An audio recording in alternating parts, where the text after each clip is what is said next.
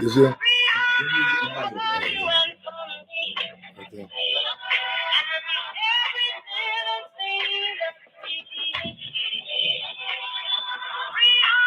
Comrade, you'll give me live and direct, spirit of making history, taking and taping history, y'all. October 4th, 2023, y'all. Here's up, eyes when the fists clench. Y'all know what this is and how we do this. Let's get locked and loaded for another episode here, Freedom All Radio. We are Intellectual Radio, October 4th, 2023. Calling numbers 929-477-3785. I know. Just if I'm talking too fast, y'all listening too slow. Y'all should know that. Y'all should know that done by now. By heart. 929-477-37. Okay, damn. Okay, brother. Hey, call that number in about 10 minutes. Press 1 to get in. 929 number. It's on that flyer. Call. Yeah. You got 10 minutes. Yep. All right, I got you. Right on. Press 1. Free them all. Okay, I lost you on Instagram, so because I know my volume is gone. I'm gonna lock out and come right back in. Trying to work how we do this here. Y'all know I ain't the best with this here. Okay, bam. Okay, bam. Okay, come on up out of here. Okay, bam. We're live again. Y'all bear with me. Or better yet, I'm moving. Give me guys, call us. Okay, let's try this again, y'all. Heads up, eyes on the fist clench. Just get locked and loaded for another episode of Freedom All Radio, y'all. You can call us when you're in queue. You gotta press 1 to get in. You gotta press 1 to get in. We're moving and grooving. If you got a curfew, you might want to keep it moving. If you can't go past certain streets, you know what I'm saying, you might be heads up. We are crossing all colonial lines. We respect no colonial borders. We ain't set tripping, you know what I'm saying? You might get a call from the Congo, from Cook County Jail, Angola, you name it. You did. 929-477-3785. Press 1 to get in. Also, you can 708-223-8953, y'all. October 4th, 2023. Forgive me, y'all. I'm self-critical. Y'all know I ain't do no commercials for these jokers, man, but I need to let this coffee keep me moving and grooving, y'all. 1 second. Moving non-stop. There's gonna be some callers calling in. We talking about a number of things. Definitely, I want to give me a minute to talk. I'm going to some political depth. We owe that to him. A little more political depth in regards to fallen comrade Tupac Amaru Shakur. I'm going to go a little more political depth with that. There is more. In fact, I'm just having a salute right back at you, my sister, right on half in the building. Real talk. Everything is political. Everything is political. I don't want to sound redundant with that. You didn't say words, terms, fashion. And a lot of times, particularly in our community, we are forced to or get comfortable resort to a reactionary assessment. In other words, that's what we're able to see. And politics, political analysis calls for to take into account past, as we say, with the philosophical tool that we utilize, dialectical materialism. In other words, we come to grips with certain things and come to conclusions by taking into account past history, common sense logic. In other words, certain forces, we take into account location, where you at, you know what I'm saying, the past history, you know what I'm saying, like, people don't like even the class contradiction, how the petty bourgeoisie move, how certain forces are moved. In other words, not limited to just something, not limited to the side, something as minimum as a person means well, and so on and so forth. And we'll be talking about that. Tupac Amaru Shakur, where you come from? Where you come from? Cloth you cut from. These are dynamics that the system takes into account when they do psychological profiles on you, know what I'm saying? And a lot of times our community, we do it in the reactionary way. In other words, you know what I'm saying, you go into the lounge or something, you say, man, where you at? What set, you know what I'm saying, what set a person comes from? All these different dynamics you take into account. You have certain forces, such as Tupac Amaru Shakur. You know this, man, you know it. In the word, I'm quoting this joke of the little slave, Lil Wayne. He say, when you great, you assassinated. See what I'm saying? Even if the pawns, even the pawns and the players don't know the respective role they play. Because see, the ruling class in particular, they utilize a tactic that a lot of times our community don't deal with. Need to know basis. Need to know basis. A case example. Case assassination of Deputy Chairman Fred Defense Captain Mark Clark with those assassinations. One thing that the Agent Vacatur William O'Neill had said himself was that he said something to the fact that, like, he thought he was going to contact him and tell him something. He did, like, when they moving, how they moving, so on and so forth. So, if they want y'all, there's a tissue right there. Tissue or something. They was going to contact him or something. Bathroom.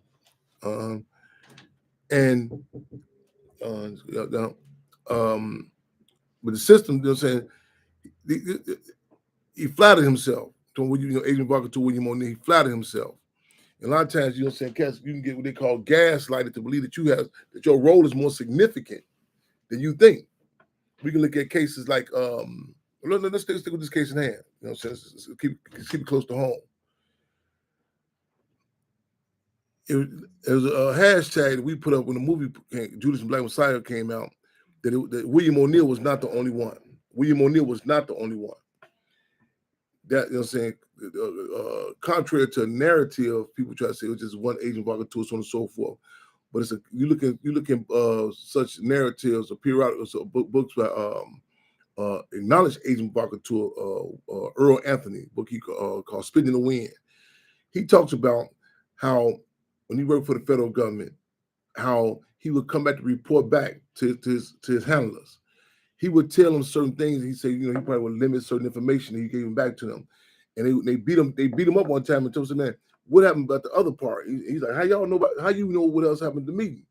Their thing was, you think you're the only agent we got up in there? And a lot of, again, they psychological profile as another case, not Agent Vacatur, snitch, informant. They put certain individuals in our community around us to keep a certain dynamic going. They had a thing in prisons where they would send certain individuals inside the prison so that they knew they could time like when it's going to kick off. You know what I'm saying? They said, this person get with that person, and so on and so forth. It was a case in Miami. It was an individual in Miami where the guy had the guy in Miami, and they was interviewing him. And they was talking to him, and he didn't know how long he was on the Central Intelligence Agency's payroll.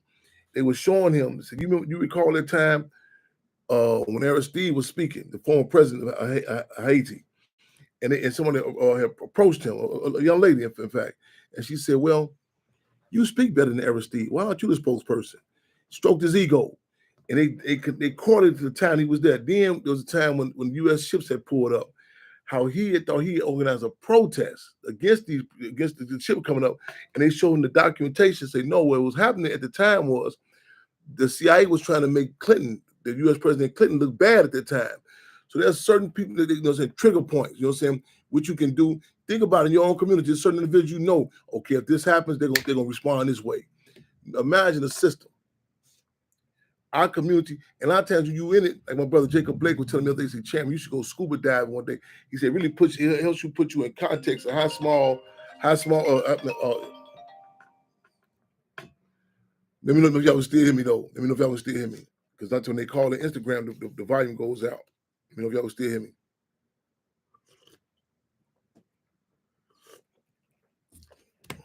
Y'all hear me? Y'all cool? Y'all water or something? So give me a heads up, y'all still here on Instagram. We got some guests here too. I mean, I'm gonna acknowledge in a minute. Y'all gonna take taking y'all political muscle, get a little, the training in first. Where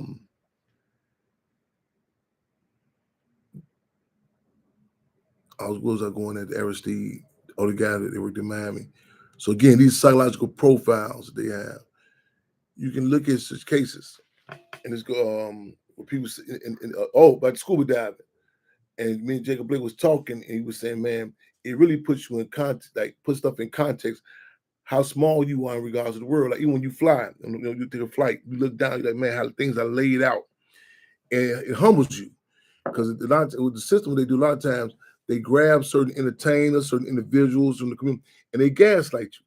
And you for quite some time, a lot of people was under pressure that the world was square, and a lot of people believe that if they can't, how the old saying, if a tree falls in the forest, audio is out. I knew it. Yeah, okay. Shit. So y'all call me on live. I get the audio goes out and I got to start all over again. We Wednesday 6:30 to 8:30, y'all. We are Wednesday 6:30 to 8:30. I can't say that enough times, y'all. It's like, man, like going to somebody's going to a preacher doing Sunday service. This 6:30 to 8:30.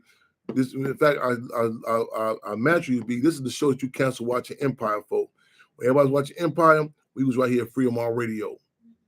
You know what I'm saying? So this is again 6:30 to 8:30 p.m. That's where we at. Locked and loaded. Locked and loaded. Silence your profiles.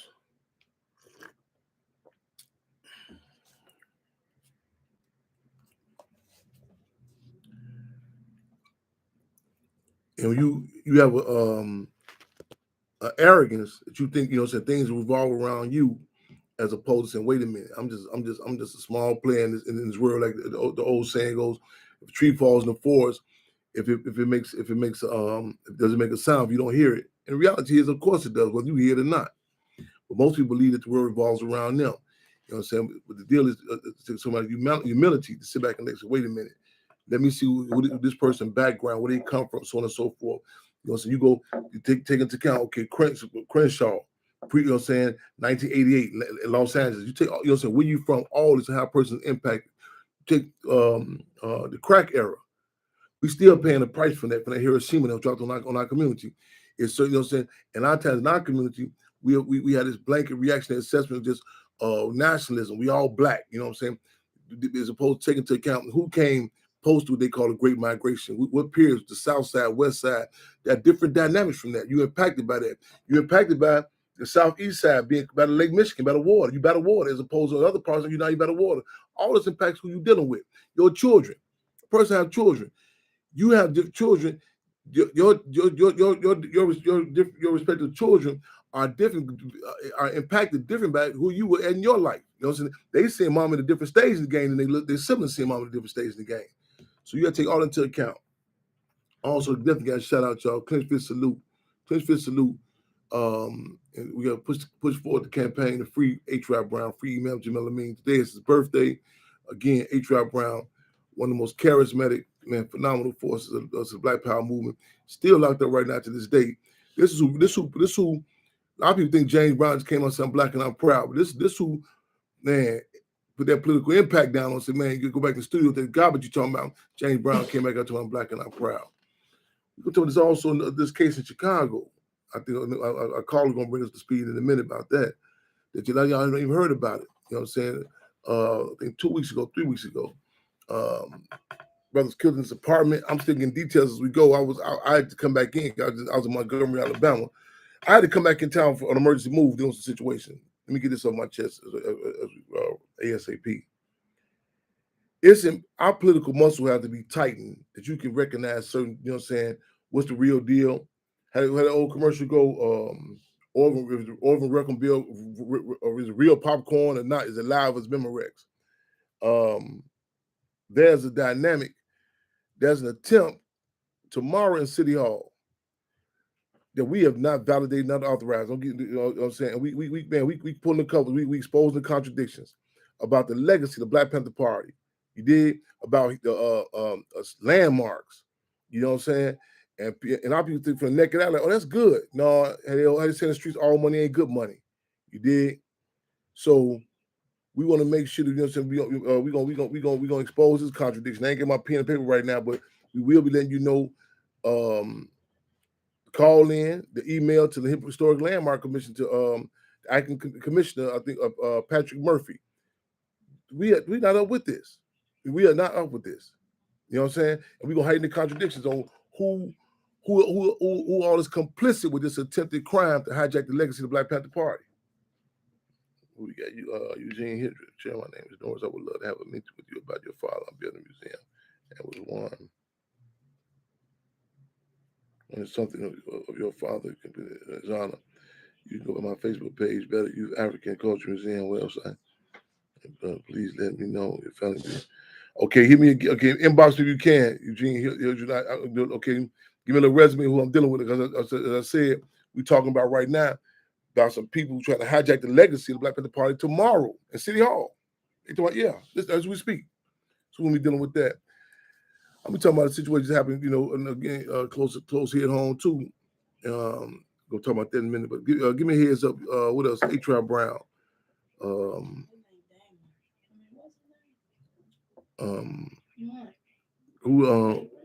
else? Who else we got? A. Brown. We're getting calls in queue.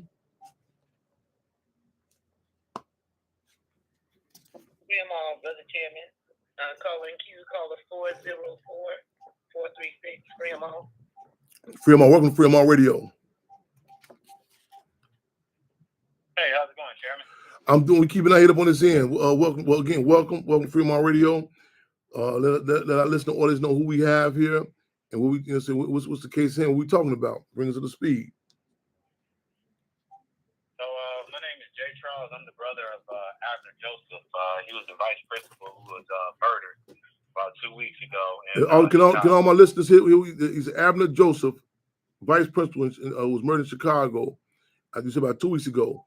Let me know on YouTube if y'all can make sure. Give me a heads up. Y'all can hear. Y'all can't hear. If the audio is loud enough for y'all. Okay. Well, first and foremost, let me premise with our condolences, and then we're gonna go from there. So I was out of town. I got a few calls about this case. You know what I'm saying?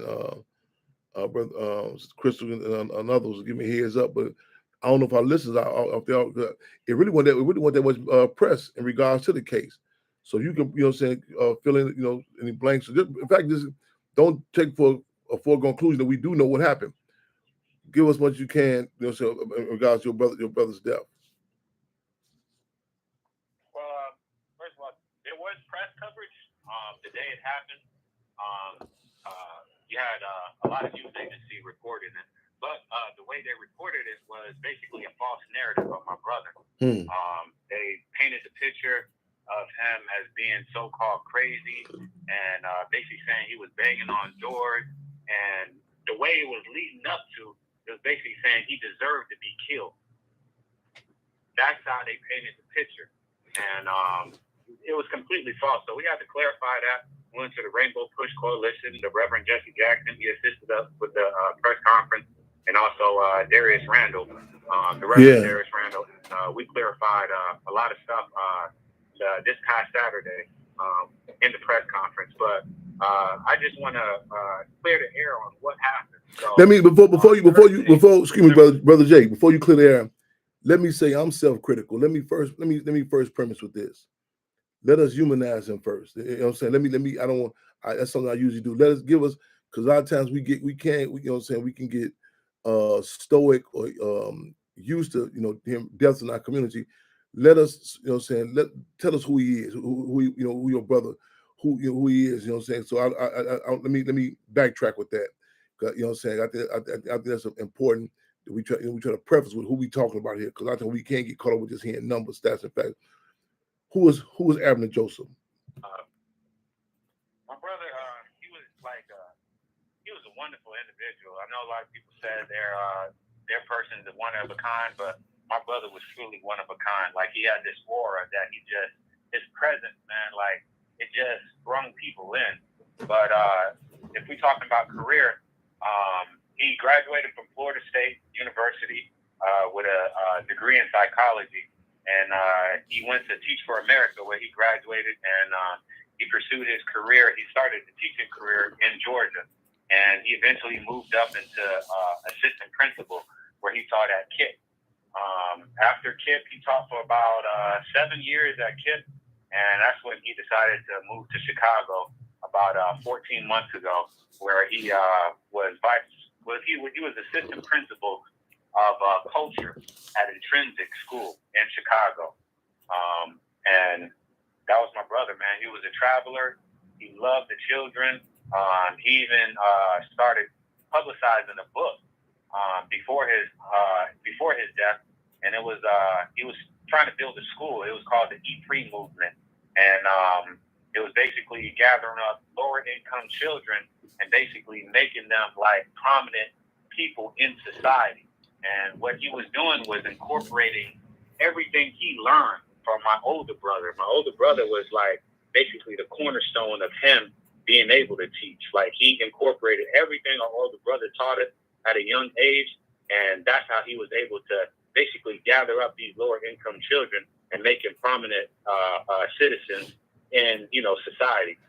So that's who my brother was. Like, is it a place that people can go? Is it a site or YouTube clip? Because you send me some footage. Is this a place people can go see some of the footage of him in action?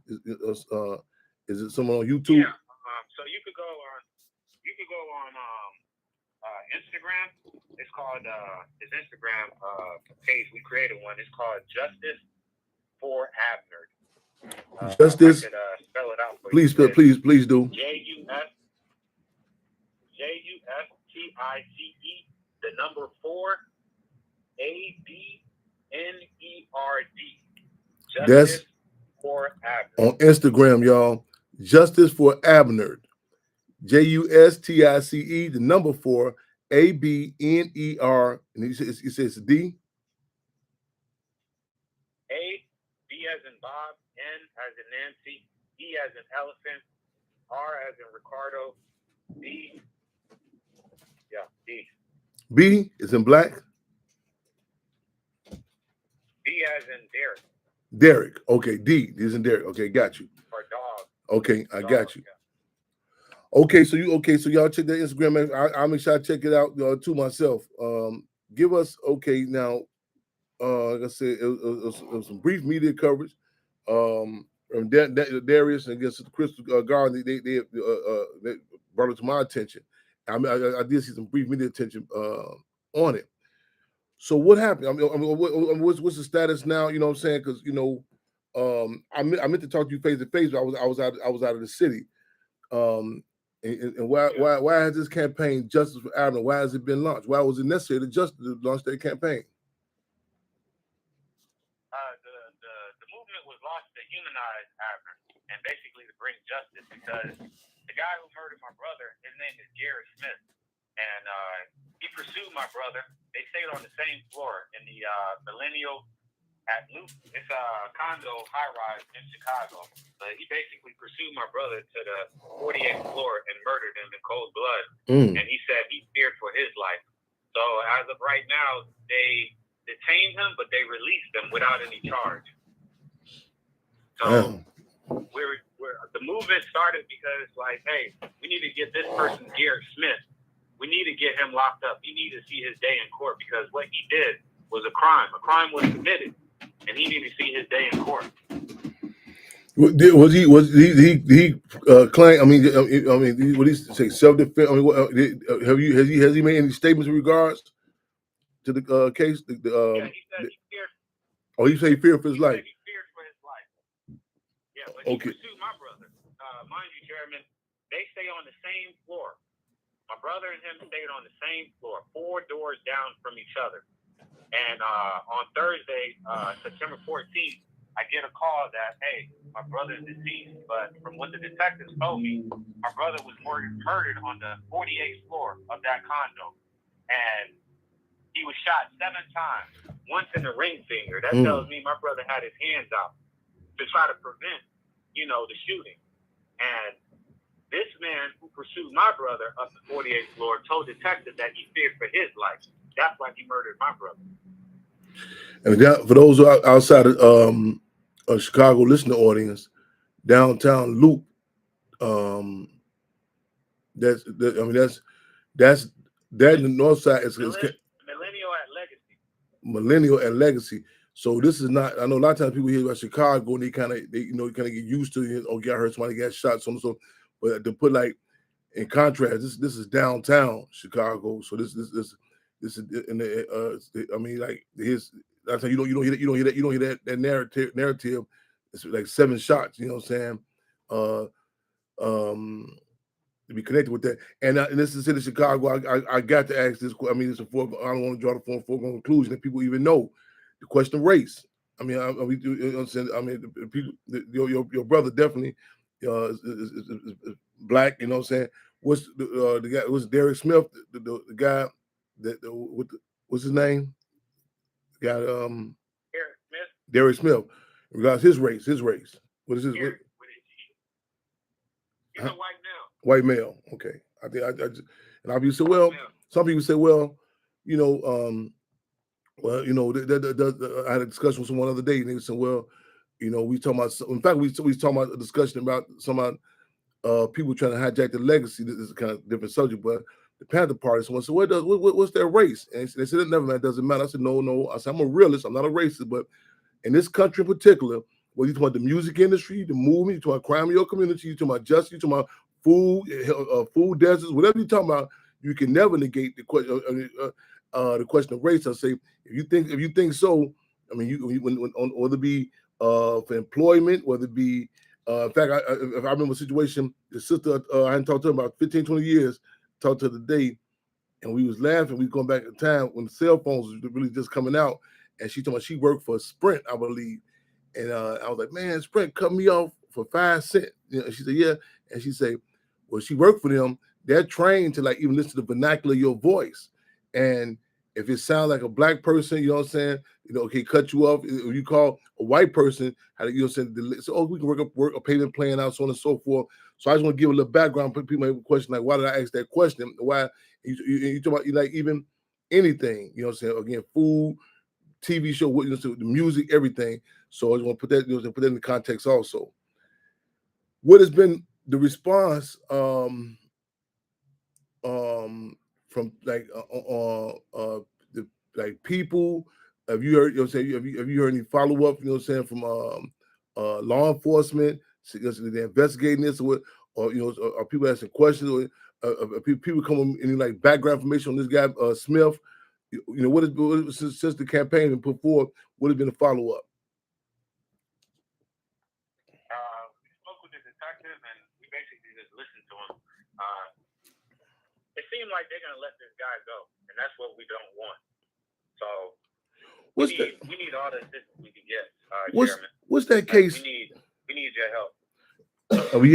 Our listeners, we hearing you and your family loud and clear. I want to make sure we give out this Instagram contact again. Once we repost this, we share this.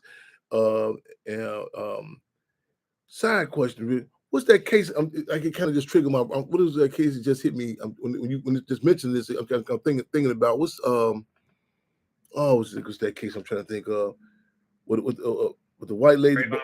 No. Well, actually, now that you mention it, now that you mention it, okay. Now that you okay. Now that you the Zimmerman's position, because who was not an actual law enforcement, but the arrogance of him to be following Trayvon Martin, George Zimmerman. I think he said he's a neighborhood safety watch or something like that. Just the common citizenry to feel comfortable with what he did in the case of Trayvon Martin. Yeah, and it's something else come to mind. What's this case? Bokeem Joe.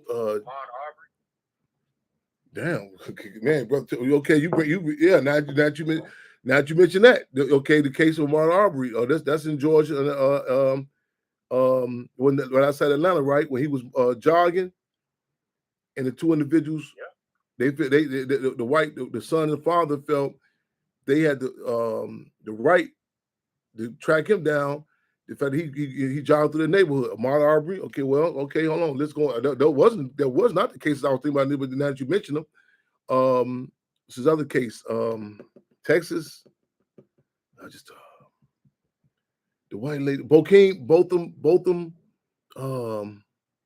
What's his case?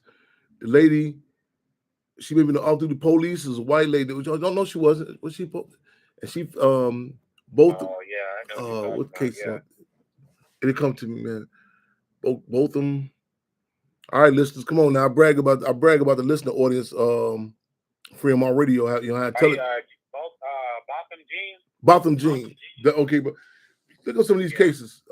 Listen, yeah. Look at some of these cases. Yeah. Yeah, But Amber Geyer. That was the female who killed him. yes, and ironically, wait a minute. Ironically, Yeah. I think we talking about man, Crystal. We talking about the timeline. I think it's around the quote unquote anniversary. The timing. Yep, when it occurred, and it kind of goes like like. Even, go ahead. Even Chairman, sorry to interrupt, but you can take it back to Emmett Till.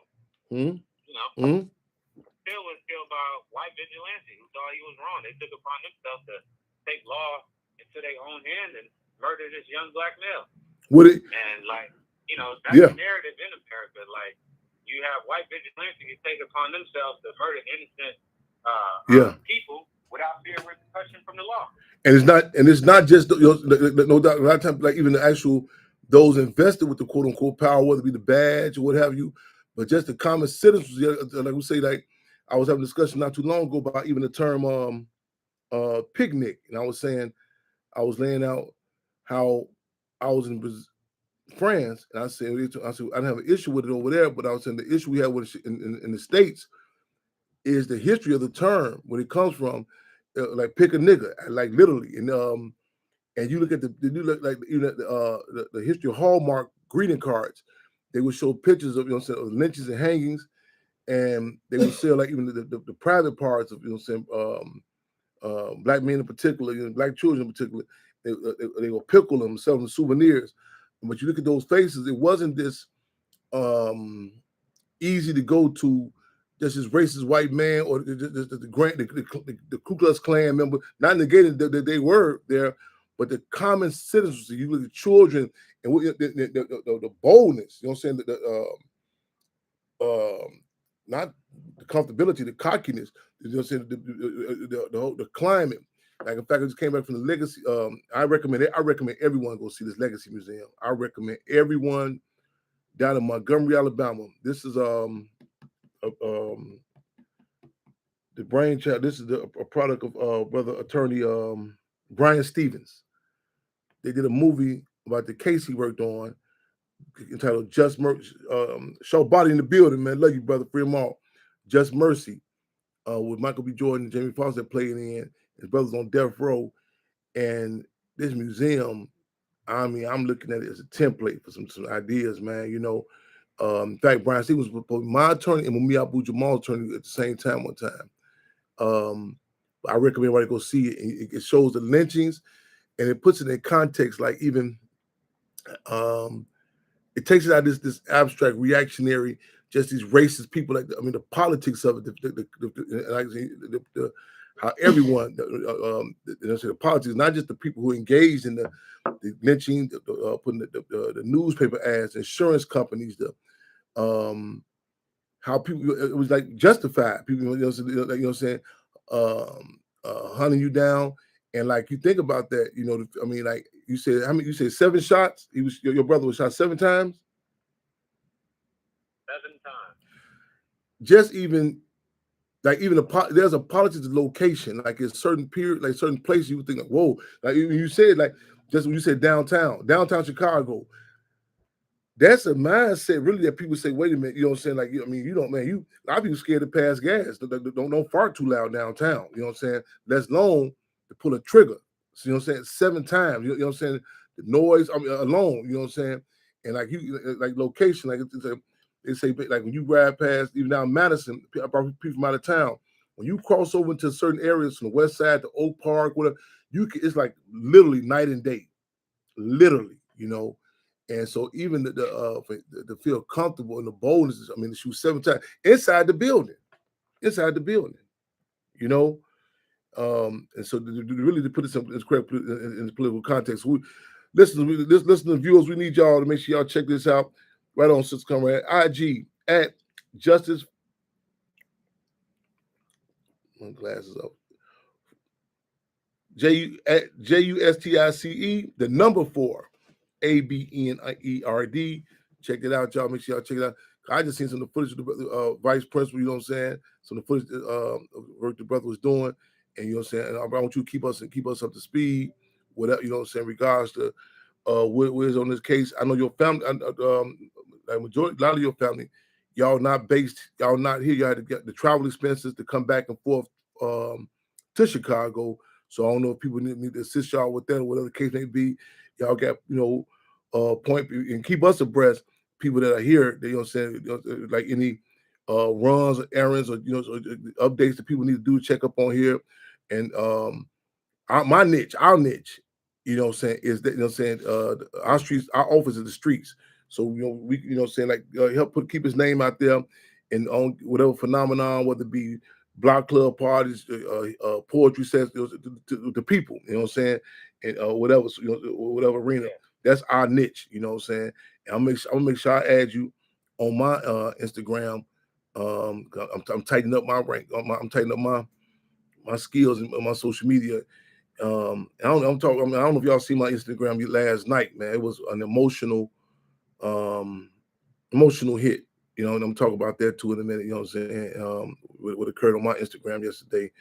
But y'all make sure y'all tap into this on Instagram again. IG at JUSTICE for Abnerd, ABNERD, and this is a venue. This vehicle is open for you, your respective family. We up every Wednesday, and follow me too. I mean, different outlets. I'm set to be on the Carl Nelson Show tomorrow morning at 6 a.m. Central Time. So whatever avenues we have access to, you're definitely welcome for that. You're welcome to that. And I'll try to touch down too in the Georgia area, whatever connects we got. And it go without saying. Go ahead, my brother. Go ahead. Can I say something to the viewers? Yes. The audience? Yes, sir.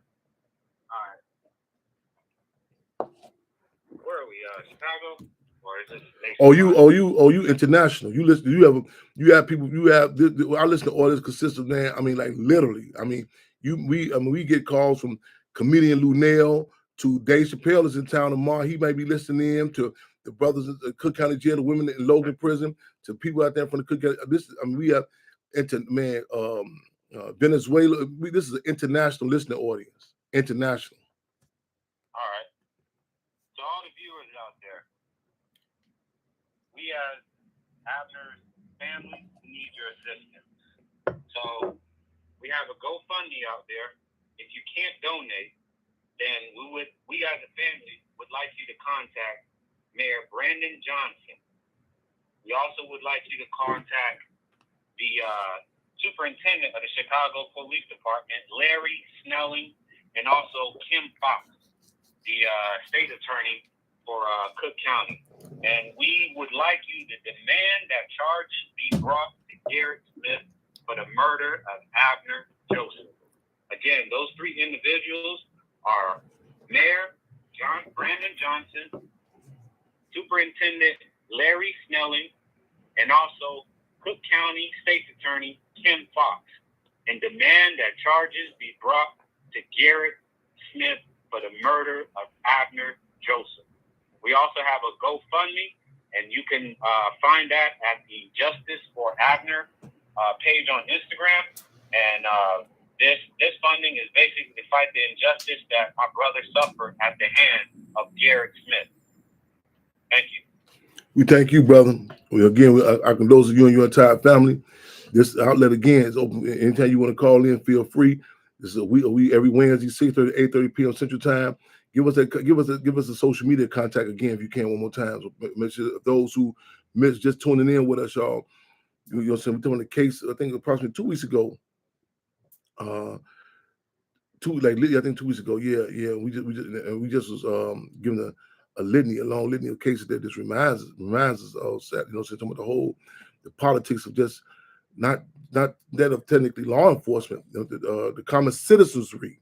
In other words, just people are late. When it emboldens people to move. And kind of, brother, it struck my memory banks. We got the George Zimmerman, so on and so forth. I initially what came to my mind at first was the Botham Jean case in Texas. But But we go back a whole pre and post. In the case of Emmett Till, so on and so forth. But again, give us that social media contact again, my brother Jay. It's Justice for Abner. JUSTICE, the number 4, And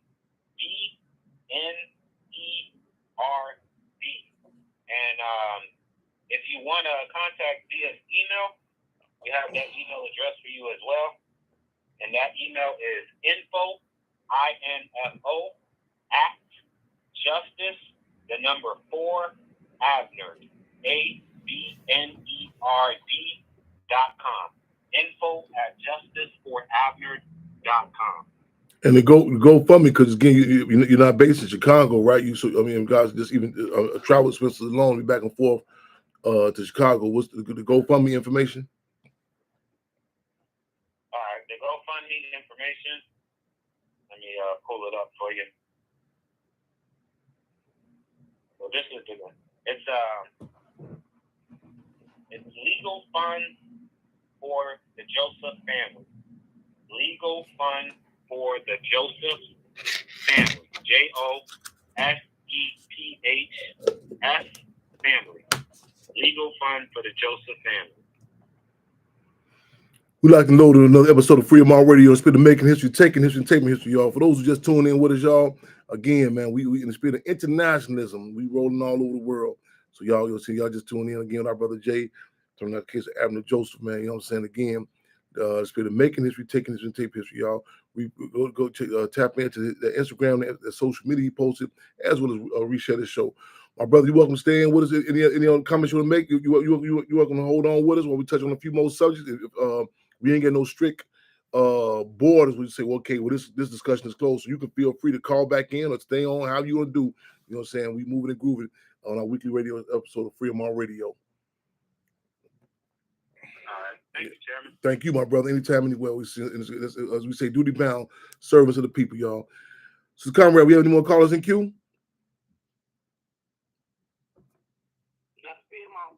No callers in queue. Callers, if you'd like to come into queue, please press 1. And we say callers in Fremont, and we say callers in queue. Callers, you can call. I'll tell someone that you can listen to this you can listen on your actual phone. So well, all I got is a cell phone. You can actually call 929-477-3785 and just listen.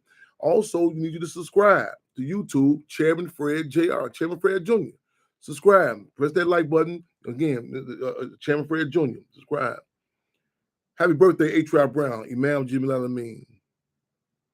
Happy birthday. Let's move forward today. We look forward to him. A-Trap Brown, again, charismatic. Phenomenal for us, who's still locked up, y'all. He was targeted. He remains to be targeted. I mean, they made up an actual law for him. You know what I'm saying? The A-Trap Brown law. They said if you spoke across state lines and incited a quote-unquote riot, you know what I'm saying? They charged the A-Trap Brown law. I mean, you man, the epitome of cool and charismatic, you know what I'm saying? Man, phenomenal for us, man. So many contributions to our people. Yeah, I remember I spoke at Morehouse, I believe, was Spelman. I forgot where I spoke in Atlanta. I got kind of offended that the students didn't know who A-Trap Brown was, Imam Jamil Alameen. Yeah, because this is a community anchor. He's retargeted in the 19, what I was in Stateville, 90, can't recall what year was it. 96, maybe 95, 97. They gave him the case of killing, they say they trumped up the case of killing Sheriff Ronald Kitchen. But the deal is, even the one guy they had used, they try to give him a case prior to this. This is one of the cases that they say he posed a shot or something before, and this guy ended up taking shahada under Imam Jamil Alameen. In other words, he became a Muslim under him. And he talked about how the police tried to use him as a pawn to have Imam Jamil Alameen locked up. You know what I'm saying? And this kind of ties into our discussion here about pawns in the game. Pawns in the game. And you know what I'm saying? The state, the system, they would love this, okay, like whether we, you know what I'm saying, okay, here, take that. It's like, you know what I'm saying, like say the police coming in a hustler's house, and the police come and say, oh, what we have here? A bag of marijuana. And the guy got some more stuff in the bag. He's like, yeah, you're right. Take that. You know what I'm saying? Leave it at that. Because once you start going discussion, get deep and deep, you say, whoa, wait a minute. There's some other stuff going on here. The system would love, so whether it be the cases of John Burge in Chicago, the torture, they attempt to say it was John Burge is a bad police, you know what I'm saying? As opposed to, what's this case right now in Jacksonville, Florida. Check out that case too, Jacksonville, Florida. Type in the brother who just got beat up by the police in Jacksonville. Look at his face. Little brother in Jacksonville, Florida, was beat up.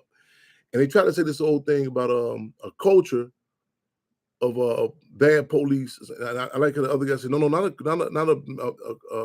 what you call it when you have an apple, a whole bunch of apple trees or something like this. I forget the term they use. No, not one bad police, but it was not a crop. It's a term they use for that though. But it puts it more in context. Like, no, this is the MO, the modus operandi. How to get out. But and so pawns in the game where the system say, okay, here, take that. That's a bad person. We know, you know what I'm saying? And even law enforcement talk about when Pac was shot. You know what I'm saying? The police said, man, what's going on? And they was like, Pac said, fuck you. And and probably say, well, he's just how do you say that? Pac was blessed and burdened. To be clear, he was targeted directly and indirectly. You told me, when I say about, a lot of people came and phantom this system. They can see all type of stuff. You know what I'm saying? Well, this person done this. And so you look at certain dynamics in history. I was just coming another day with Dr. King's assassination. The black firemen, black sanitation workers, they told they didn't have to work that day. All these are different. You go look at different assassinations. You look at the surrounding elements. You know what I'm saying? Even you go back and look at certain like the assassination of Chairman Fred and the defense of Lamont Clark. It wasn't just simple a case of the police coming in on assassination. You tie into all the lights on the west side of Chicago being cut off. All the lights on the west side of Chicago being cut off. They came through, they did sweeps on all the drug spots. You know what I'm saying? It was certain players. They couldn't put together who was locked up, giving members of the Black Panther Party giving these exorbitant bonds. You know what I'm saying? So why would this person get $1 million bond for a pistol case? All this was done to attempt to isolate Chairman Fred. And mind you, there were attempts to take him out prior to this. We would have left the state's hands clean. What he did do is, what Chairman Fred did was they heightened the contradiction so it'd be clear who done it. Had the police not come in their uniforms. Yeah, those same police could have came on 2337 West Monroe, December the 4th, and took their uniforms on. People be debating, well, maybe it was a gang hit or whatever. Deal is all police don't wear uniforms. And when you're on a plantation, when you're colonized, nothing comes to your quote unquote community from crack to chitlins that capitalism ain't got no cut on it. You know what I'm saying? Nothing. Everything from the cartel to crack is political.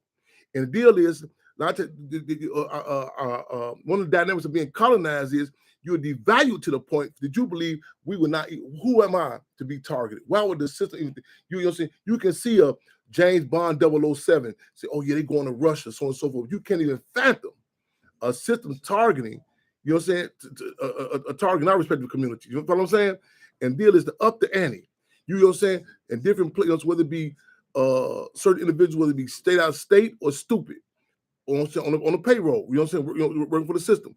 That's the type of political muscle we have to develop. You know, to have a correct conversation in regards to, you know what I'm saying? You go look at this individual, the case on Tupac recently, in his own interviews with Vlad. You know what I'm saying? Vlad interviewed Dwayne Keefe D. He said he's telling you the psychological profile that the government had on him as a child. He's telling you how they, you know what I'm saying? When they grabbed him, you know what I'm saying? They knew he was doing this. They told him his whole history. So the deal is, it's a psychological profile. It's one thing to be able to acknowledge a psychological profile. Then you have an extra up when you create you control the conditions to create a psychological profile. In other words, you control a situation for an individual to have daddy issues, mama issues, history of narcotic usage, or, you know what I'm saying, locked up, or whatever. That's, you really have to up, because you say, no, not only do I know this individual, this product will come out like this way, that you control the situation, what schools they went to, what in this school they didn't attend to, what relationships, all these different dynamics. And you know what I'm saying? In most cases, like I tell you, like in certain individuals, even with the Panther Party, you can look, man, you can tell who they come at, how they come in. I mean, all of that, the psychological profile. And whether they got to take them out with straight out bullets or as Chairman Mao Zedong said, sugar-coated bullets. You know what I'm saying? The music industry, they not shoot. You think they shooting the dice, just grabbing certain individuals?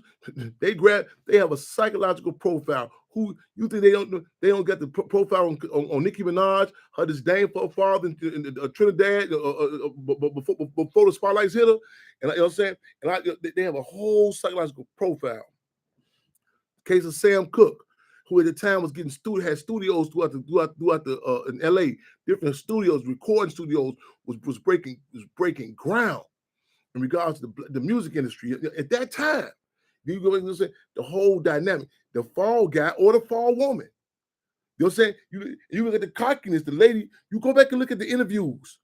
Go look at the interviews. The lady, I can't recall her name right now. On the case of Sam Cooke, look at the cockiness. You can say, well, you say, wait a minute, who's gaslighting? Who is giving you this cockiness? You cool. Look at the interviews of these individuals. Go look at the case of Commandante Ernesto Che Guevara. Go look, you know what I'm saying? The Felix Rodriguez, I believe, the CIA individual who was believed to pull the trigger on Commandante Ernesto Che Guevara in Bolivia, October 9th, 1967. Then go back and look at he popped up again with George Bush's tenure. Go look at Gene Roberts, you know what I'm saying, who Malcolm X was assassinated. Gene Roberts, he right over Malcolm X all of a sudden, you know what I'm saying? Supposedly giving mouth-to-mouth resuscitation. He pops back up when? The case of Tupac's mother, New York 21. Yeah. These individuals, it's a resume. It's a site, you know what I'm saying? You go case after case. Pac, go look at the different dynamics. You start putting together. Call me paranoid. You know what I'm saying? You want to? I said everything from like when he told me one interview, you say how they riding.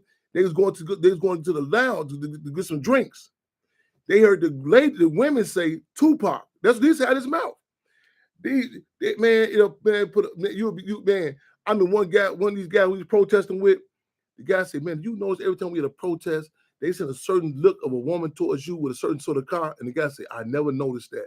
You know what I'm saying? They have a psychological, again, they on a need to know basis. We can look at the case of Lee Harvey Oswald, case on U.S. President John F. Kennedy. You did deal with Jack Ruby. They knew to this loudmouth cat. They're grad cats. They know the braggadocio, the egos. You bragging about you done this, so and so forth. Put him there. This was gonna happen. One time in Pontiac prison, they came out the paperwork, the files. They said we put this guy in this prison this time. Put this guy here. The joint gonna go up by this date. You know what I'm saying? That's it. Look, when you step back and look at our community, it's a small. It's like a game board, like a board game. I mean, you know what I'm saying? And you look at case after case, the case of you know what I'm saying, so many hits that went down. Who was in play? How did you know what I'm saying? If we take this person out, we put this person in place. You know what I'm saying? The music industry, we can deliver. We can deliver this agenda. Go look at the different players that was involved, not involved. Look at who they pulled away from. You know what I'm saying? Get this person's a loyalist. This person's weaknesses. This their deficiencies. Put this person in play. Put this person in play. Go, man, do an analysis on the case of Pac. And you can. That don't mean that you got to throw the baby out the bathwater. You can still say, okay, these individuals are complicit, but don't flatter them. Say that you call no shots. We live on the record on Freedom on Radio, making history, taking history, taking history. We have any callers in queue? Freedom on, Brother Jeremy. We have Sister Wendy, the Brother Abner. Freedom on. Welcome to Freedom on Radio. Hi, how you doing? I'm well this here. I'm going to reiterate again. I continue condolences to you and your family. Thank you. So yeah, I'm the sister of Abner Joseph, and Abner was just a loving person. Like if you was to get to know him, you would have loved him. Like everybody loved him. He was Black excellence. Okay, like he wouldn't even harm a roach. And the way that he died, he didn't deserve that. He didn't. And all we want. We just want justice. Let me ask you. We just ask everybody to do and just help us get justice. We want the police station to do their job. You know, stop sitting on y'all asses. Do what y'all gotta do.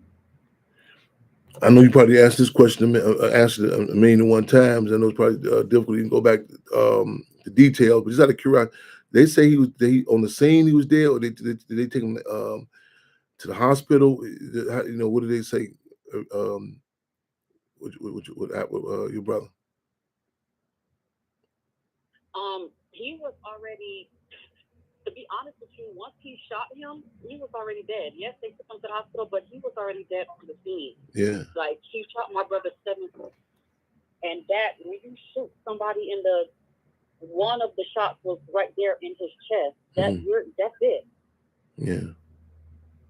So, yes, indeed. Yeah, 7 times. Yeah. Like, it was to kill. Like, he was this was a hate crime. I don't care what nobody said. This was a hate crime. It was a hate crime, and I don't understand. Like, I'm trying to stay calm, but I'm just getting. You and his sister and your brother Jake just get up with how many of you all siblings? How many is it? My mom got 7 kids. 7. So how did I was 6 of them. You was how did Abner fit in? Youngest, oldest, middle? How do you fit in? Abner was the 5th. He's the 5th. He was the 5th. I'm the 2nd. Jeff is the 3rd. Okay. He was a vice principal. Yep, he was a vice principal. That's he did so good. He started off in Georgia, and he did so good at that school that Chicago called him and was like, "Yo, we want you to come teach for our school because we love what you're doing, how you're doing in Georgia, you know." And we all was kind of skeptical about, him going up there, and he was like, "Don't worry, sis, don't worry, family, I'm gonna be okay. I'm gonna be okay. Where I'm staying at downtown Chicago, nothing's gonna happen to me. We good. Wow. We good." Yeah.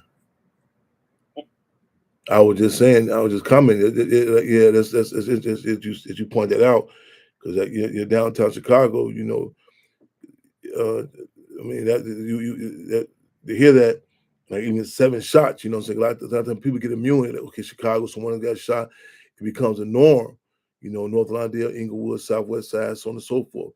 But again, you're downtown Chicago, inside the building. Yeah, he didn't stay like in that area. He stayed in a high rise, like where the rent is like probably like $4,000 every month. Like he stayed in a nice area with a doorman and stuff like that. Wow. You understand what I'm saying? Yeah. Where area. Yeah. And we want justice. We all want justice. My mom going through. We all want justice. That's all we want. I know your mom. She had to make that trip also when y'all came over to Chicago. She didn't make that trip yet because she's trying to.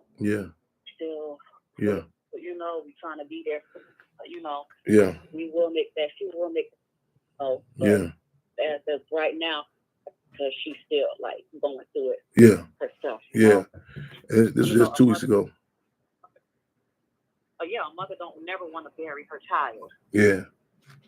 Don't never supposed to be burying her. Yeah. She's not supposed to be burying us. Yeah.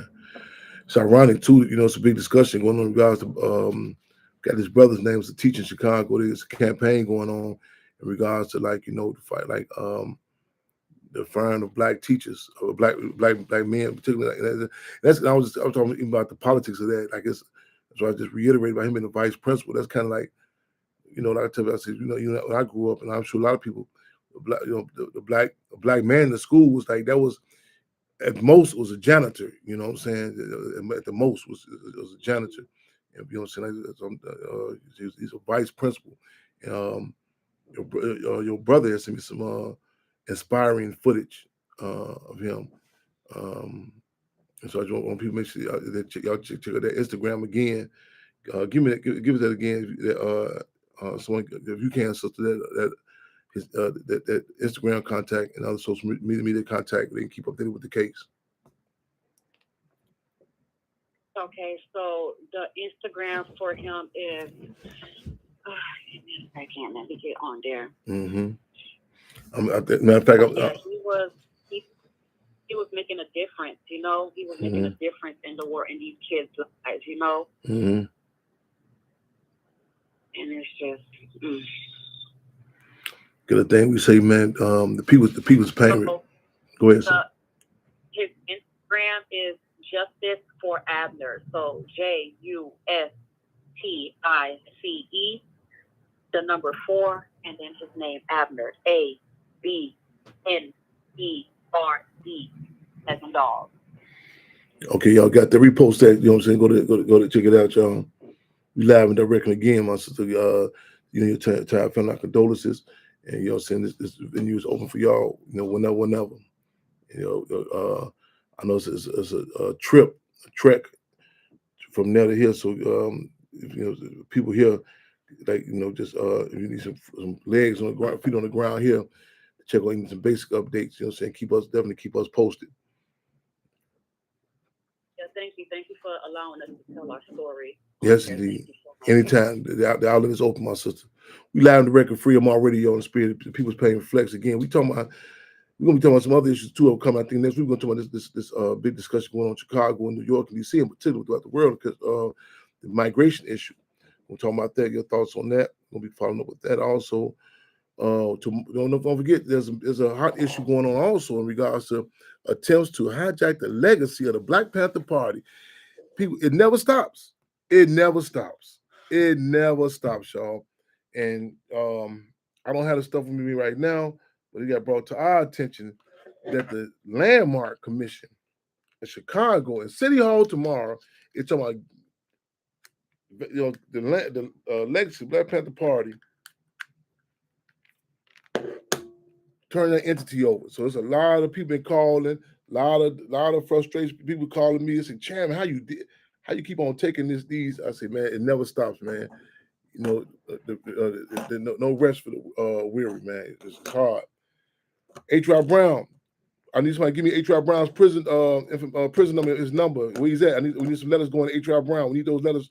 Pull it up for me. On the case of Justice Abner, I need updates on that. Tupac Amaru Shakur was assassinated. Yeah. Pac, you know what I'm saying? Panther Cub Pac, you know what I'm saying? Take what information you give me, but again, pause in the game. You go look, I mean, the Felix Rodriguez on the case coming out there, Ernesto Che Guevara. Got the lady's name in the case of Sam Cooke. Case after case, you know what I'm saying? Even this dynamic of the migrant, we have to update on the type of discussion we have. You know what I'm saying? I people just want to have just right here, not like they have a reactionary assessment, like, man, where they coming from? So you have to put in context the historical knowledge with former U.S. President William Jefferson Clinton with the NATO, North American Free Trade Agreement, that how you're saying the quote unquote mysterious deaths. The timing of former president of Venezuela, Hugo Chavez, and the same sort of illnesses hitting all those of South America, the leadership, you know what I'm saying, destabilizing these countries. You know, one of America's policies is to create chaos, then restore order. Create a situation where you say, man, this is bad over here. Let's flood America. And you know what I'm saying, the whole dynamics of that leaves it open for the U.S. to go do what it do. Mind you, in Cuba, the initial plans for the Cuba was for Cuba to be a playpen. You know what I'm saying? For the U.S., yeah, the Sam Giancano's, the mafioso, that was going to be a playpen, a play resort. And you know what I'm saying? And you had such puppets as Batista. You know what I'm saying? And forces like coming out to Che Guevara, coming out to Fidel Castro, they disrupted those plans. So you might just see some of the whole dynamic of Tupac.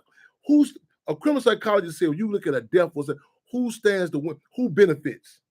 Who benefits? You go look at the status of hip hop right now. You think this shit could be going on in contrast with Pac around us, Pac on the set? Psst, never.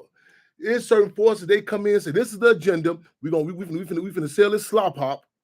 But what you're saying, well, how are we gonna sell it? How can it stand up next to this cat here? Pac, who talking about political prisoners, who mentioned Dr. Watula Shakur, Geronimo Jaga, who talking about this whole keep your head up. How can we push this eating some ass and sexy red? How can we push this narrative with, you know, how can we push this slop hop? If he's the system say, gotta go. And what dynamics how to get out, how the hands can be made clean. You know, so that's up there. You can't have no elementary responds. The case of Nipsey Hussle.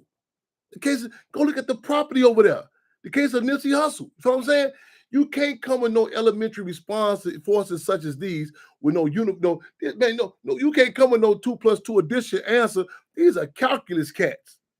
Man, these are Park Nipsey, these are calculus cats. You can't come with no, I heard Joe Blow, Keefy D. Man, they can play pawns in the game. When you play chess, you talking, man, you playing chess, and, man, that was a cold move that pawn did. It's a million of pawns. It's pawns all over the board. With the politics. Even I'm gonna quote this the little slave Lil Wayne. He said, when you great, you assassinated. In certain forces, you talking about this in the street dynamics. In certain forces, when you get to a certain level, a certain degree, it's a whole different dynamic. You don't see, you say, whoa, wait a minute. It's like making a meal. You go back and say, man, grandma making some such, she make us family reunion dinner. This ain't no McDonald's fish fillet. Ain't no, well, who gonna flip the burger? You say, hey man, hold on, the oregano, the season, the cooking, you know what I'm saying? The cake, all this different dynamic. When you certain cats, it's an insult to history, it's an insult to intelligence. To believe these, I don't care. Well, man, such and such, he said he did it. Man, these cats flatter themselves. They can't. It don't even jive. It don't. It's like you telling me, man, they let this hen come through and it went through the jungle, man. It knocked out the tigers, the elephant. Man, be for real. It don't jive. You have to back it up. You know what I'm saying? Oh, hold on. Man, El Chapo, he was escaping out the prison. Every time they put him in there, he'd come through the hole and snap his fingers. Then it's just, man, be for real. You believe that? The El Chapo was coming up through the hole. You believe some white dude in the December 25th was hopping on with some reindeers, flying around the world, coming through some chimneys. Man, be for real. The politics of it. In order for you to believe that, it's certain dynamics that's necessary. How you few white people, most black cats go, I come from and say, hold on, a white dude came in my house at night. Oh, hey, that's the police. Not, but certain folks, you can sell that snake oil too. You can sell that snake oil too. You can say, man, this Las Vegas Strip, all of a sudden, 27 years later, they don't say, man, be for real. Be for real. These cats, they tell you, these cats are under surveillance. That through the door as a child. But man, the fact that Pac is the offspring of 2 members of the Black Panther Party, he's the offspring of 2 individuals who was a part of an organization that stood up. You think that cuts up at that generation? Man, people ask about Malcolm X kind of say, man, it seems like, man, they targeted, they going through bad luck. Man, do you know who Malcolm X was? It's like something, it's like a man. Tyson's true, his DNA is going to be fighters in there for generations to come, whether they know it or not. When you had the system, they one time in South Korea, they would keep you locked up for 3 generations to weed out what's in you. You know what I'm saying? Man, did this here. Hey, in the words of A-Ball and MJG, fresh than Colgate, deeper than Watergate. Real talk, y'all. So it's a lot of people, their brains cut off. They can't grasp that. You know, you got to turn it inwardly. Well, no, some niggas done it. You listen to them. Some people, they can't fathom. They can't fathom the state. You know what I'm saying? The state doing nothing like they can't. Or they got to run an abstract land. Oh, go get real abstract on you. I don't know, man. You know, moons and stars. You know what I'm saying? Lava lamp. You know what I'm saying? Beanbag. You know what I'm saying? They can't. They can't believe a system that organized, that came through Africa. You know what I'm saying? I'm on the show with this sister earlier. I'm talking about that too. And literally kidnap people, rape them, plundered land. A lot of people they can't fathom that nobody will organize it. They say, man, it can't. They came a system that comes to strategically picked up certain people that use rape as a war tactic. That, you know what I'm saying? That's strategic. I can't believe that. That couldn't have happened. You know what I'm saying? You can show them all the facts you want to. You can show them the land, the pros and cons. You can see man, you walk through them slave dungeons. You know what I'm saying? The point of the door of no return. When you go through there, they have the room right here. The men are forced to watch the women being raped. Now, they can't fathom that. They don't want to fathom that, you know what I'm saying? Because do generations, because a lot of times you can't fathom it because they complicit with it. It's an old saying in Africa. They say, man, Everybody not trying to get rid of slavery. Some just want to hold a whip. I just want to see why a lot of times people don't even know it. They brought out a Kanye on that show, Dream Champs. He be giving a phenomenal analysis on it, but it triggered him. He said, "Damn, he want to be a part of it." That's what he said. Now he never thought about it. They can see it in him. It's like a movie called Pimps Up, Hoes Down. The pimp say he can walk. He will ride through a block. He could be a line of women. He can look in their eyes and see who want to go. He say, one pimp say he dressed the way he dressed. He said he can look at some woman and say, she want this, she want to dress like that. They can tap into it. And I'm saying they not against it. They say, get him a piece of the motherfucking pie. And then you got those Field Marshal George Jackson say, capitalism is such a foul piece of pie. I wouldn't have I'll even offer the piece, I'd rather not. We live and direct, y'all. Everything in our location, our house, I tell people it's political. You come in with this abstract analysis about we all black people. You can't look at you can't look at dogs that way. You can't look at no hens, no chickens that way.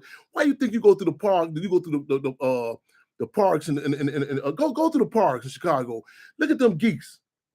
Why you think at them geese tagged? It's different numbers on them geese. They know what geese ain't playing. All them geese look alike.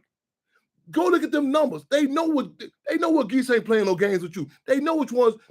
Listen, with bulls, a lot of people don't know on farmers, a steer and a bull is different. Why you think the white community raised the steer up? They have on commercials, the big horn, the steer. Man, you can't run a mouse past a steer. They done castrated them.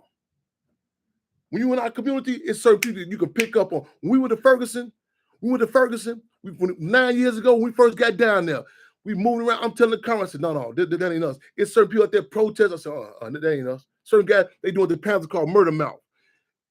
Seeing certain, I said, that's us. It's a champion, you know that? I said, no, I know them, but don't know them. Them cats cut from our cloth. And you touch down with them. Some young lady, she come on to me, oh, come on, brother. We all together. This is this. And also, with all due respect, that's not us. She come on, oh, no, brother. We need to have unity. We need all to come together, drink us some green juice together, like some incense. All due respect, that's not us, since we're not cut from that cloth. Brother, that's the problem now. The white man doing this stuff, we all black. I come back later on, about 3-4 years later, for Darren Seals' funeral. Dudes say, hey, man, tell what you holler at her, man. Holler at them sisters, man. They got disrespected by these cats calling themselves Panthers. I said, oh, she was up with it. Oh, there's a problem now. She can see now because she got crossed. See, we have very few disappointments. We come through the door. Our life depends on soon we come on a sale block within 2 seconds. We ain't got time to figure out, man, what dude is a Virgo, Capricorn. Listen, I'm inside the cage. Stateville. They bring a guy in the cell with me. Now, when you first in the cell, I got to check you out. So I'm sitting there. We inside the cell. The Ricky Lake TV show come on. This girl, 14 years old. Dude say, man, look at her. I said, okay, give him a second chance. I said, did you see the caption? Is she 14? He said, yeah.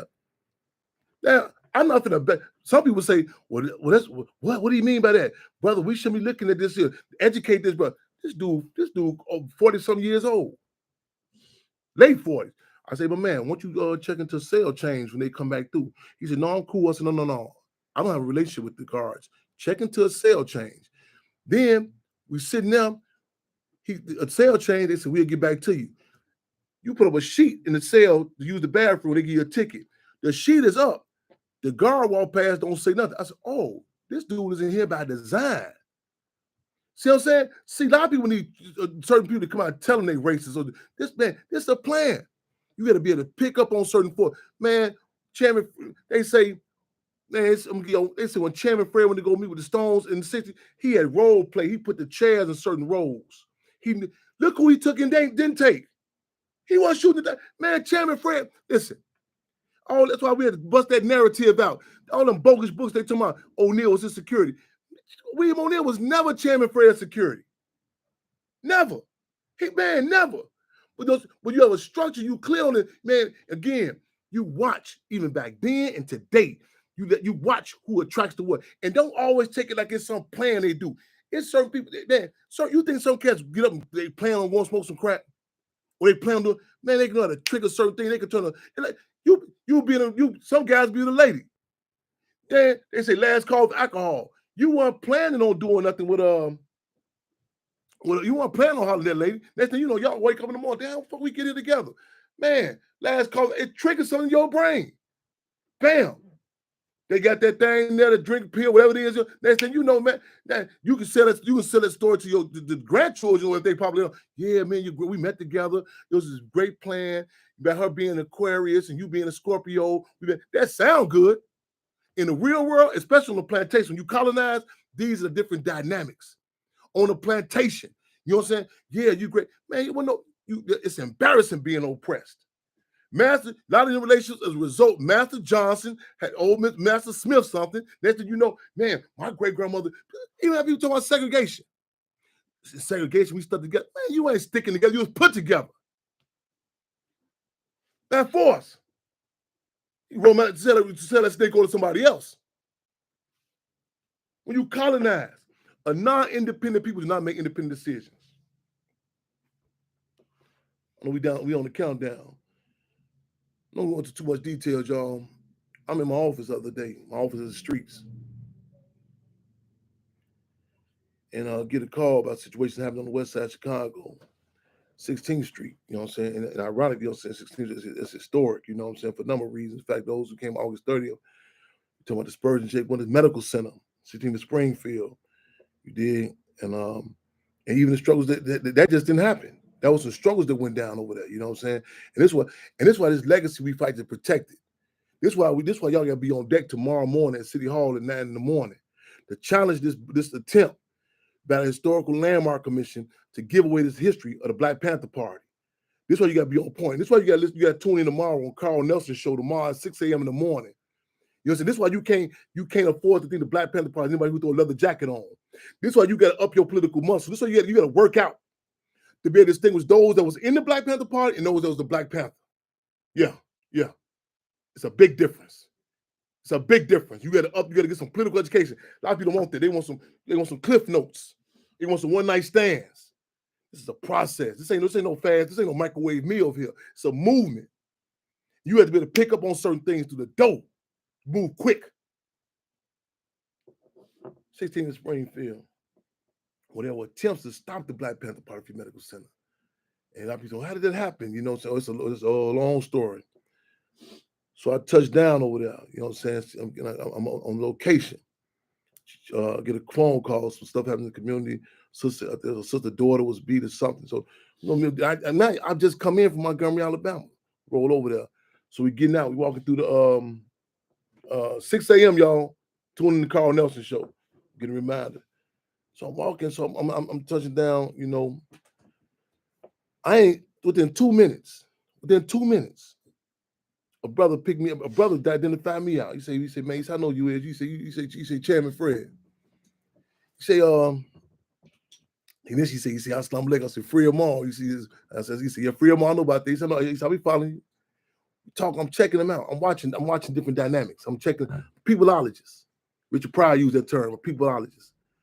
It's like a back of a pickup truck. It's like this is the hard, this is the hood, you know what I'm saying? And see, a lot of times I distinguish a slave from enslaved. It's a big difference. I'm watching the dynamics. That's what is this here? Cardboard, different prices of food, you know what I'm saying? These are areas that a lot of people technically call food deserts. A lot of people going to wait till the system say, okay, you can go, you know what I'm saying, get a permit, get food. Got like a little restaurant cooking some food over there. TV sounds over there. I said, damn, you know what I'm saying? I said, it's a good little vibe here, man. I said, well, what's to this here, you know? So yeah, man. Next thing you know, me and this brother in a conversation about, he said, man, you get a vacant lot. You can set up another vacant lot, put this here. It's a dialogue that a lot of people do. So you say, wait a minute, this got to be held in some sort of boardroom or economic great college form. We have some dialogue. I came over to check on this conflict in the community, but next thing you know, we have some stuff that contrary to what you would say, okay, what is this happening on 16th Street for? So talking, you know what I'm saying, giving a little background about his ideas and thoughts. He said, man, yeah, I'm from Maywood. I said, okay, dig that. So we talked. I said, man, I said, I'd like to support. I said, all you is fish, man. He said, come on through. I said, Friday, I got you. He said, come on through Friday. He said, I got you. He say, man, I said, cool. So I said, you know what? I'm on the phone. I'm telling people about this. Is inspiring to me. See, A lot of people get inspiration from different dynamics. You know what I'm saying? I'm from the valley, not the mountain. When people meet me, they get to brag about, oh, I went to this college. I study people. I can see the potential of them and their own potential, and the system can see that. That's why I need people to understand. They can come through the door and say, no, this is a problem. You know what I'm saying? This ain't no problem. They can study that. You know what I'm saying? I go back. I say, dig. I'm watching the dynamic. You know what I'm saying? Of cooking. I mean, and I'm watching the sweeping up into the joint, everything. I'm watching all this. You know what I'm saying? This this on a vacant lot in the hood. So I said, okay, I'm gonna check back. I'm gonna check back on Friday. So I told the Freedom on radio. And actually, it comes to some stage. He say, man, we'll be here all day. We'll be here all day talking. I said, no doubt. And I had to go another meeting I had to go to on the south side. That's what it was. You know, we laughed about it because brother said, Chairman gonna be late, but he'll be on time. He'll be there. So I had to go to another meeting on the south side. So I'm do that. I think I go out of town. So I'm checking my so I'm going live with some other events. So man, y'all, a lot of people who know I'm not really hip to all this social media stuff. So I'm seeing this DM, checking your inbox, your DM. So I'm checking Facebook, checking all this different down. I say, man, where we at? I'm going live yesterday.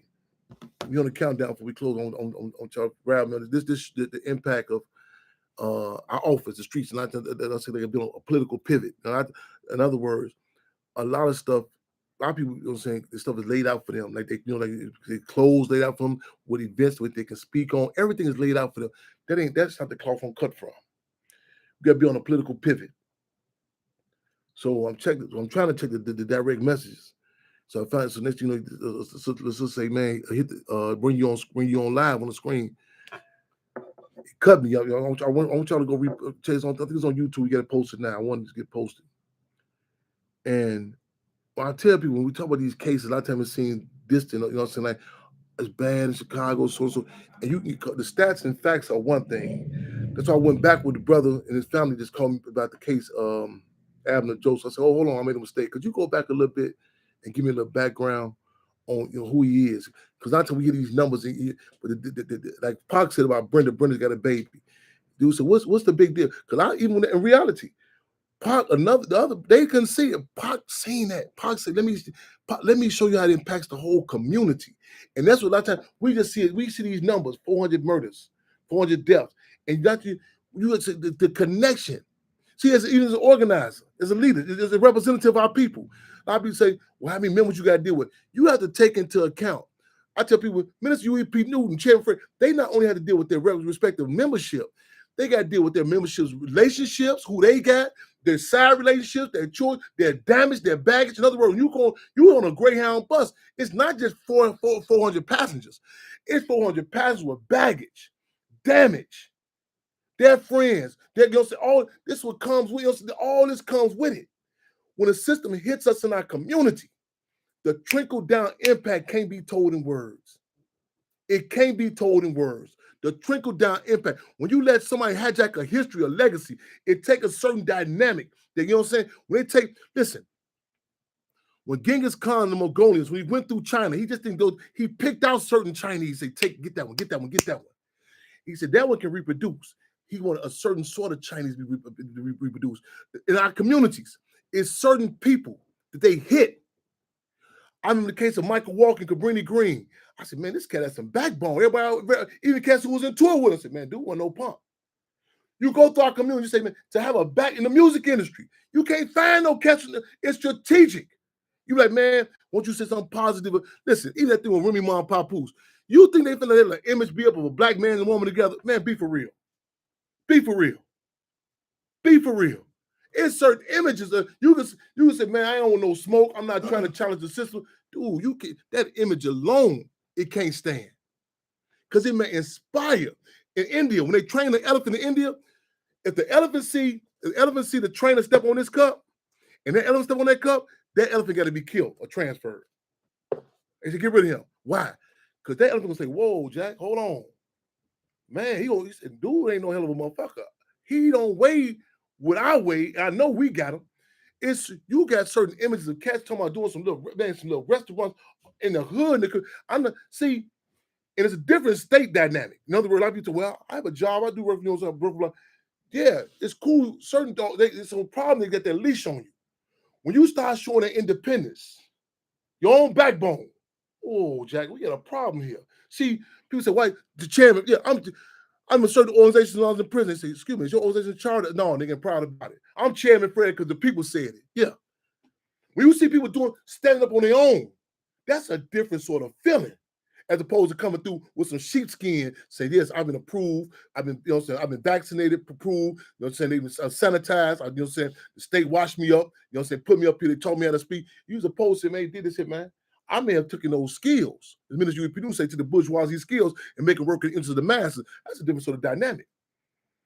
That's Chairman Fred Hampton. He's standing and saying, hold on, this should be, you were talking about organizing a free breakfast program. See, the movie Panther, they said, man, if we can't have a white dude, they wanted Tom Cruise to play Minister UEP Newton. Melvin people say, I know Minister UEP Newton, ain't happening, They said, okay, tell you what, make it that these two individuals, the founders of Black Panther Party, Minister UEP Newton and Chairman Bobby Seale, were taught by the teachers at the professors of the school. See, it can't be on your own. You know what I'm saying? That's why this whole thing about this landmark, this history thing, can be real careful. Because you go back and follow the leash, you're like, that's a nice dog. That dog vicious. You say, yeah, but follow the leash. Follow the leash. And say, whoa, whose hand is controlling that dog? As opposed to see another dog so say, man, I know bullshit, I see it. I don't need the master, ain't got to be in the house. I'm gonna break this out, I'm gonna handle that business. It's a different dynamic. To say, man, the brother, he wasn't talking about cooking no fish. He said, I'm gonna go on my menu. I got you Friday.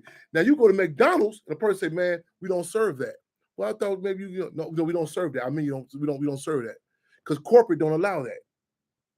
Well, I thought you could give me extra. No, I can't give you extra because corporate. This is a plantation. See, food tastes better. What's about self-determination, independence, y'all? The countdown, y'all. We gonna so man, look at this Instagram. The sister, man, she hit me, and man. Hit me on she is. I ain't gonna push her. She's my brother. They came in the studio with us today. I'm gonna give our condolences to her and her family again. And we gonna be, you know what I'm saying. I guess my little youngsters, you truth, they, you know what I'm saying. We gonna. It's the therapy. We gonna. She said I'm gonna call her bluff. She said she do something in the studio. I think she just talking. We gonna see what they do though. we gonna put it in the studio with them youngsters, man. It's like our community, y'all. We said the people's pain reflects, y'all, and just even the releases, the love for our pops. You know what I'm saying? You could feel it, and when she's talking, man, you know what I'm saying. And she hit me out, you know what I'm saying, the blue, man. And she said, she said he came back. He told me he met you. And she said, man, he was murdered right in front of the sister. You know what I'm saying? And our community, we're told to take it in, keep moving. You see, I did a poem one time called "No President's Cry for Me." No President's Cry for Me. This poem was written after Sandy Hook, Connecticut. No slight, no disrespect, no taking away. When the white children were murdered, the school came. That was the first time myself had seen U.S. President Barack Obama. Tears and cry. But it's white children, no disrespect. That impacts you. When I was talking to her, she said, man, you crossing all my eyes water. People become immune to our pain. It becomes normalized. You can't find a motherfucking postman, you know what I'm saying, to say, wait, it impacted us. It impacted, man, the people's pain reflects, y'all. And we can't, Asada Shakur said, one of the things about being oppressed, you have to struggle to be able to distinguish what's normal and what's abnormal. This should not be taken as normal, y'all. We're gonna keep y'all abreast. We're gonna get in the studio, do a tribute to a song for her pops, man. My YouTube, they hit us up, they seen it. I'm gonna check with them about getting in the studio, you know what I'm saying? We're gonna get it together, y'all, so we can open up one of the pieces, the shows with it. I want y'all to make sure y'all tune in tomorrow, 6 o'clock in the morning, the Carl Nelson Show. Any more callers we got in queue? And so if you want to say something before we get up, let me know.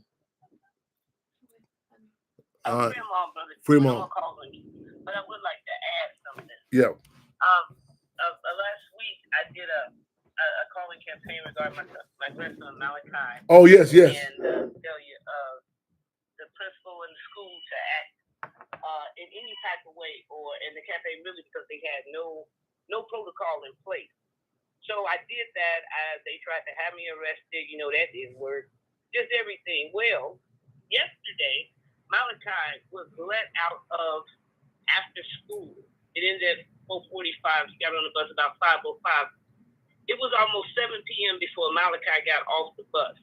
Wow. Now, despite the fact that a little girl was let off a block away, my grandson was on that bus almost 2 hours. 2 hours. They claiming the bus driver, they couldn't find the house for 2 hours. And they kept him and rode him around. He said they just rode around for 2 hours. When my daughter called them, they just kept saying they're en route. They're en route. Then they said they called the driver. She wasn't answering. Now, for 2 hours, where simply they got the address. So even just getting on the street or asking them, do you know which one is your house? Nothing. Like nothing. Just literally. And then it came and it stopped on the corner and sat there about 5 minutes. So being that buses kept going through, then my mother went out, you know, and sure enough, he was on that bus. So, and my thing is, how old is he? How old is this Conrad? Malachi 6 years old. And let me put this in context. Yeah. Hold on. Also, this is Comrade Dabney, y'all. This is not. She's not talking about. We're not in Chicago. Let people know where we at. We're talking about, so people can know what we're talking about too. Where we at? Oh, in Macomb, Mississippi. I'm in Macomb, Mississippi. So yeah, and he goes to Akin Elementary in the Macomb School District in Macomb, Mississippi. And yeah, so when I went at it with that whole ass principal, you know, like I said, all the tactics, and I knew, but this was clearly some retribution, you know, and even on the part of that bus driver. But you know, we need your Facebook. We need your Facebook. We need your Facebook profile too, so other people do some back and get check what dates, because to put in context what's been going on with you in the school. 929. Hold on, man. Okay. No. I lost my volume. 929. Hold on. So see, I can't. It's 929-477-3785. I lost my volume. Now I can't click over. Now, y'all need to put that number up on y'all wall somewhere. 929-477-3785. So Comrade, continue on. So, give me Facebook contact too. What dates are you? What days can we? Can they check? Can they start off with to put this in? I posted about that today. No.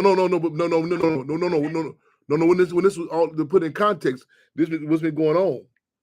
Like how far back? Like at the school. That was on. It was last Tuesday when I initially posted last Monday. Let me see what the date of that was. And that would have been on. So that was September 28th. Dabney Jackson. The incident happened on September, and yeah, the incident happened. Okay, so I'm still on the wrong date. And give me your profile pic. I posted on the 25th. Okay, September 25th. Is when an issue happened. When I posted first, the incident happened on the 22nd when Malachi was stabbed in the stomach with a pencil by another student. Not only did they not call anybody, they took him to the nurse, patched it up, and they waited until after school was out to, well, the teacher called, said what happened. The principal wouldn't take a call from a daughter. She wouldn't do anything. I initiated the calling campaign, and I want to thank everybody who called in and the support for that, because that institute, the state board of education superintendent down to Macomb superintendent, and they made her call my daughter. And even then, she said, well, all she's going to do is move the kid to another class. That's all she's going to do. And now, to be clear, it's not about criminalizing the child or anything going to happen to him. Mm-hmm. The problem here is the lack of accountability from the principal, who about as dumb as a box of rocks, like literally even talking to her.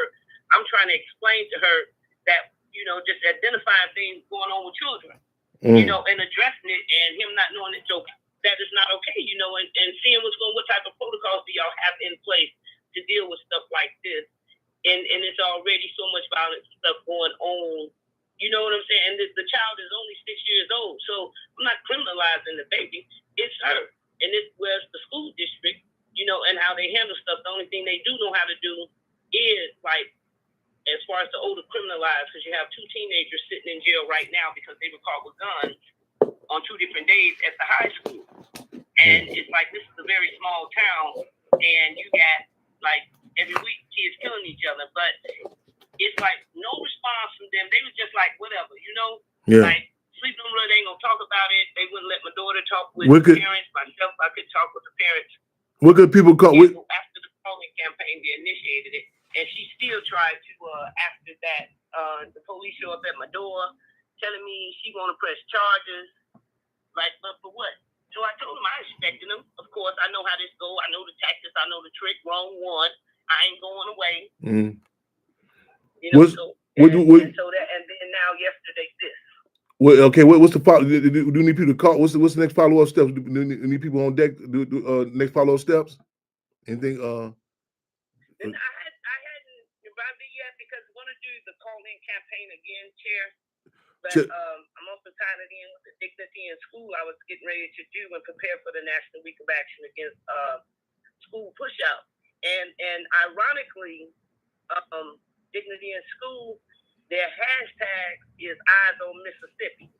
And then also since then, that just parents reaching out of the same type of situations, period, in this state, you know. So, you know, I'm kind of getting with them and tying it all in together. Okay, so y'all make sure go to your page, go to Daphne Jackson's page, right? Correct? Yeah. Keep updated. So the Bridget Henry Banks, I love you, sis. You find a lot of them, but you don't know which one is me. No doubt about it. Bro, Tina Smith, make sure Lakeith Smith's mother just left from Montgomery, Alabama. Love and respect, right on. So Dorothy Holmes, we talking about your upcoming event next Wednesday. Dorothy Holmes page. Also, Jacob Blake in the building. We love y'all. Right, yeah. It's an anniversary. It's October. She's gonna remind us Tuesday. Talking about this next Wednesday show. I'm gonna see y'all at City Hall tomorrow, 9 o'clock in the morning. I don't know what time it starts, but we are not this. They trying to get this issue about the Black Panther Party history, the landmark. No go. I think they coming in trying to give me smoke signals to throw me up out, get me up out of here, y'all. Keep y'all posted. I need y'all again. Your sister Comrade Daphne's page. Keep updated on that.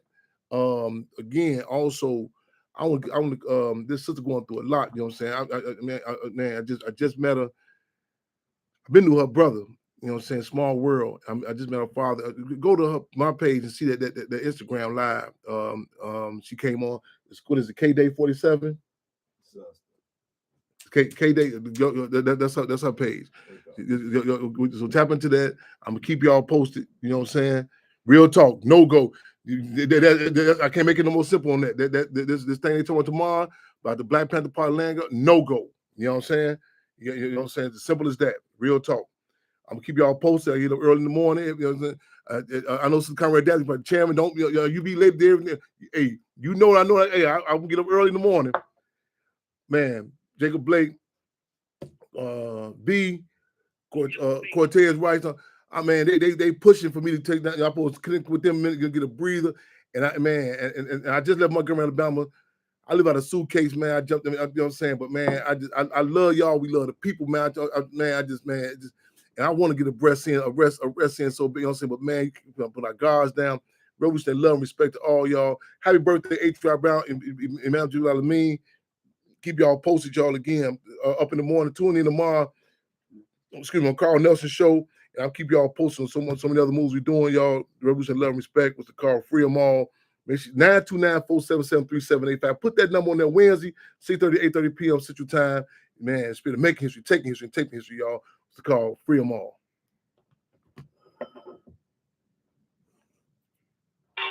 Well, baton the building right on Fremont. This is Lieutenant Smith. Fremont. Long live Pop.